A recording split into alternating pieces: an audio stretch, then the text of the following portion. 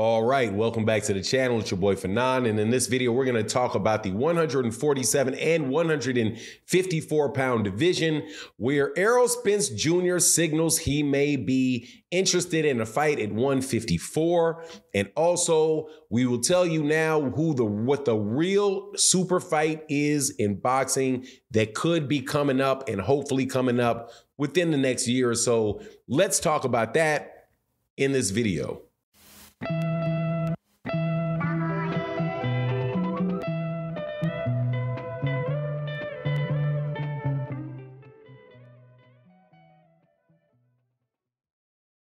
All right, welcome back to the channel. It's your boy Fanon. In this video, we're going to try to look into the future past this debacle called Terence Crawford's duck move with David Advancian. I probably messed his name up again. I keep reverting to the wrong pronunciation. We'll call him David Kardashian for the sake of this video.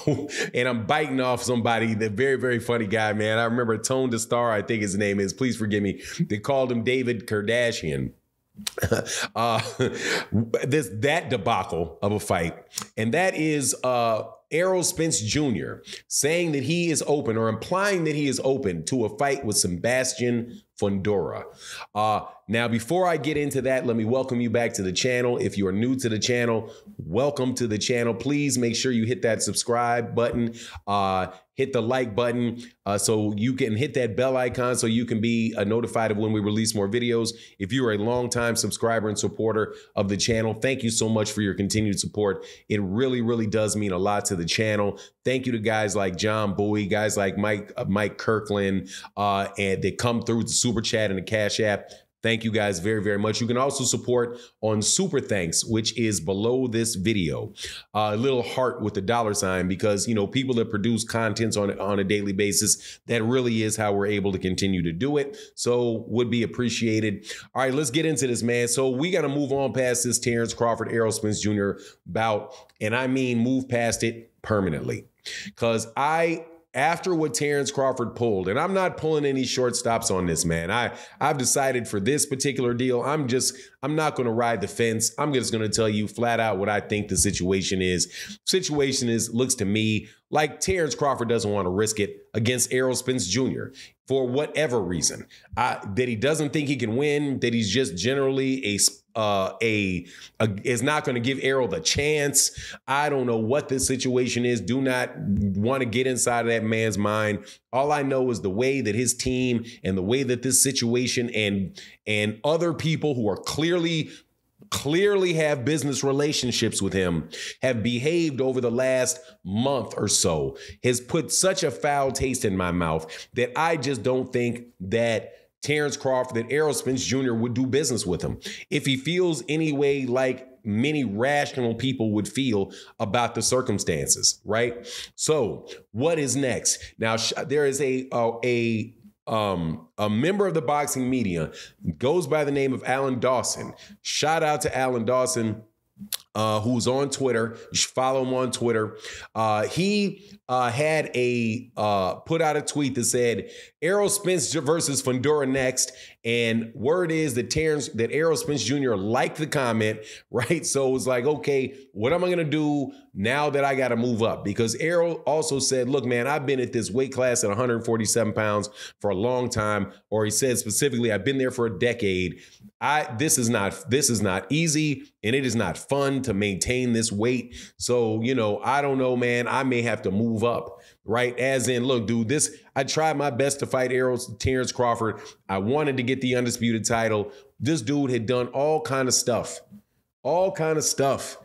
to get himself in a position to fight for the undisputed championship. He did things that people told him he shouldn't do, things I definitely thought he shouldn't do, like coming off of a car crash to fight Danny Garcia right away with no tune-up, to have a torn retina and go right into a bout with the torn retina.